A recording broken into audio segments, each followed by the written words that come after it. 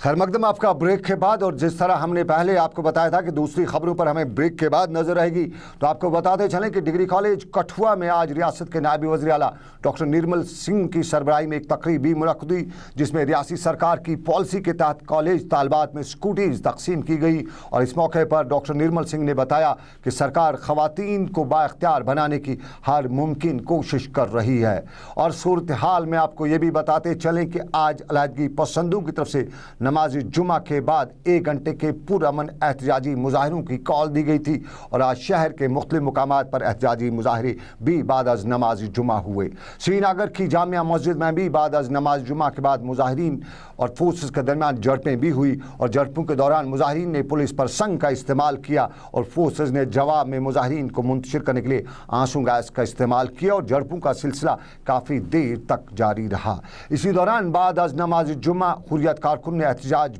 भी किया, और एहतजाज में शामिल कारकुनान जेलों में बंद पड़े कैदियों की रिहाई का मुतालबा भी कर रहे थे, और कारकुनान ने हुर्रियत लीडरान की मुसलसल नज़रबंदी और तालिब इल्मों पर पुलिस की ज़्यादतियों की मजम्मत भी की। इसी दौरान पुलवामा में तालिब इल्मों के साथ हुई मुबैना ज़्यादतियों के खिलाफ आज आलूसा बांडीपोरा में तलबा ने एहतजाज दूसरे दिन भी किया, और जिस दौरान वो नारेबाजी भी खड़े थे। जबकि एहतजाज के दौरान मुजाहिरीन ने सोपोर बांडीपोरा सड़क पर ट्रैफिक की नकल हकमल भी रोक दी। आखिरी इतलात मिलने तक हालात पुरअमन थे। पुलवामा में भी आज मुजाहरे हुए थे, और आज पुलवामा में लगातार टहाब में मुजाहरे हो रहे थे, और बाद आज नमाज जुमा यहाँ तलबा के मामले पर मुजाहरे हो रहे थे। और आपको याद दिलाना चाहेंगे कि लगातार 5वें रोज़ भी तलबा के मुजाहरे आज भी जारी रहे। लेकिन हादसे की खबर भी आपको बताते चलें कि दिलदोज हादसा जम्मू कश्मीर की सड़कों पर हुआ है, और गरसू खलियानी डोडा में सड़क एक दिलदोज हादसे में 4 अफराद अज़जान हुए हैं, जबकि मज़ीद 5 यहाँ से इस हादसे में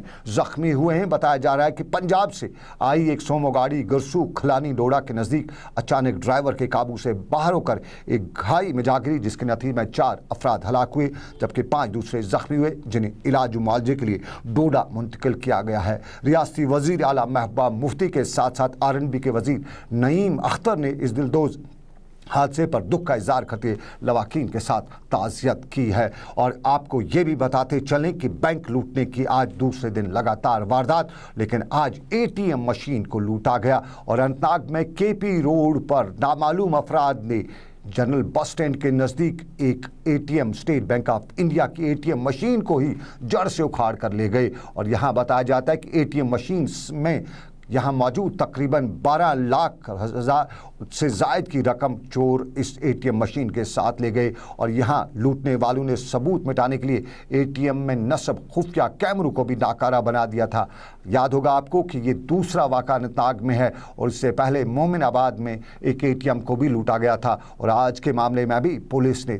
केस दर्ज करके तहकीकात शुरू कर दी हैं। और मुलाजमीन के हवाले से आपको बताते चले कि रियासी सरकार ने 7th पे कमीशन की सिफारिशात को लागू करने के लिए एक आला सतही कमेटी तश्कील दी है। और आपको याद होगा कि बजट इजलास के दौरान वजीर ख़जाना ने बताया था कि रियासत के मुलाजमीन के लिए अप्रैल 2018 से 7th पे कमीशन लागू होगा। इसी दौरान रियासती सरकार ने आज GP फंड पर भी सूद की शरह में तब्दीली लाई है। इधर all India council for technical education ने रियासत जम्मू कश्मीर के तलबा के लिए prime minister special scholarship scheme के लिए 15 मई 2017 तक की तारीख मुकर्रर की है, और जम्मू कश्मीर से ताल्लुक़ रखने वाले 12वीं जमात से तालिब इल्म www.AICTE.JNK और